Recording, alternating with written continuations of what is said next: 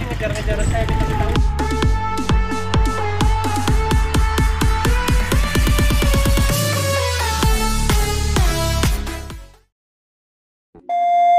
Kaya dadakan setelah dimaki-maki Baim Wong. Sosok kakek Suhut menjadi sorotan sejak videonya diperlakukan tak sopan oleh aktor Baim Wong viral di jagat maya. Kakek Suhut ketika itu datang menawarkan dagangannya kepada Baim, tetapi ditolak mentah-mentah dan bahkan dibentak. Bukan cuma itu, Baim Wong juga sengaja membagi-bagikan uang lembar ratusan ribu kepada para pengemudi ojek online di lokasi kejadian, di hadapan kakek Suhut. Aksi tersebut sontak dikecam oleh masyarakat luas. Baim Wong dikritik, dinilai bersikap arogan. Sementara itu, para pegiat sosial tergerak hatinya untuk ikut membantu kakek Suhut. Namun di tengah pintu rezekinya yang terbuka pasca diperlakukan buruk oleh sosok yang dianggapnya dermawan, tetangga kakek Suhut mendadak angkat suara.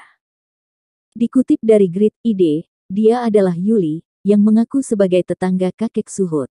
Yuli secara mengejutkan membuat pengakuan bahwa kakek Suhut bukan sosok yang hidup kekurangan. Bahkan dia mewanti-wanti agar para pegiat sosial tidak salah dalam memberikan bantuan. Terkait pengakuan kakek Suhut yang mengaku berdagang buku, Yuli juga tidak mengetahuinya. Yah kemarin itu kan dia bilang dagang, dia juga katanya kakinya sakit, udah gitu katanya dia ngebiayain saudaranya, kakaknya dia, dan juga anak-anaknya. Katanya kan, ujar Yuli, dilansir dari YouTube via Grid ID, Jumat tanggal 15 Oktober tahun 2021. Mungkin kalau untuk bantuan ya makanya saya bilang jangan salah milih bantu orang, dilihat dulu, tegas dia. Kenapa harus bapaknya yang kerja, kenapa nggak anak-anaknya, yang bikin saya keberatan sih itu, lanjut Yuli kemudian. Berdasarkan kacamata Yuli sebagai tetangga, menurutnya kakek Suhut selama ini tidak hidup kekurangan. Dia juga menyoroti adanya bantuan sosial yang diberikan oleh masyarakat setempat untuk warga yang dinilai kekurangan. Saya lihat nggak kekurangan.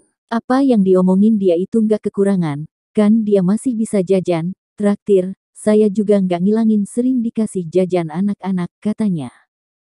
Dari segi apa kekurangan, mau nggak lihat di belakang itu masih banyak yang kekurangan. Kalau mau disorot sekarang saya berani bawa ke ruko belakang, lihat kondisi di belakang itu gimana kekurangannya. Mungkin kalau warga kita ada yang kekurangan atau kelaparan kita juga di sini punya program membantu yang kurang mampu. Tetangga kakek Suhut yang lain, Helda, juga membenarkan pernyataan Yuli. Dari Pak RT ngasih beras, sembako lah, gitu.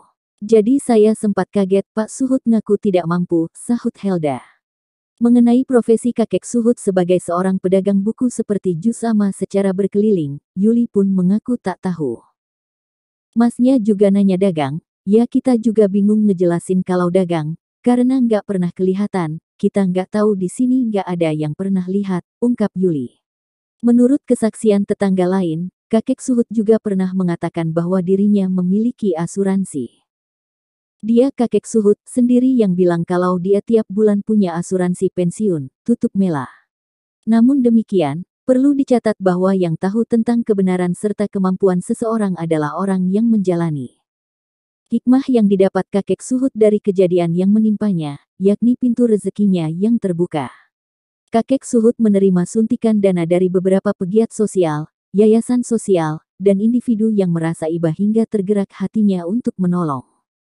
Beberapa pegiat sosial yang mewadahi donasi untuk kakek Suhut di antaranya yakni Uncleti Bob, Yayasan Gerak Menebar Kebaikan, hingga Taki Malik. Dilansir dari Kompas.com, berdasarkan postingan di Instagram @uncle_tibob, diketahui donasi untuk kakek Suhut terkumpul 7 juta rupiah. Sementara, Yayasan Gerak Menebar Kebaikan telah mengumpulkan donasi sebanyak 50 juta rupiah dalam 2 hari saja. Saat ini, yayasan telah menutup penggalangan dana. Pihaknya mengaku akan memberikan uang titipan dari masyarakat untuk kakek Suhut pada hari Jumat ini.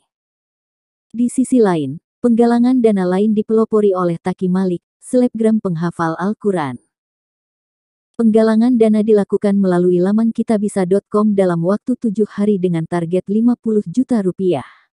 Adapun kakek Suhut sendiri berprofesi sebagai penjual buku sekaligus tukang ojek pengkolan. Usianya sudah lebih dari 70 tahun, tetapi semangat bekerja masih tinggi.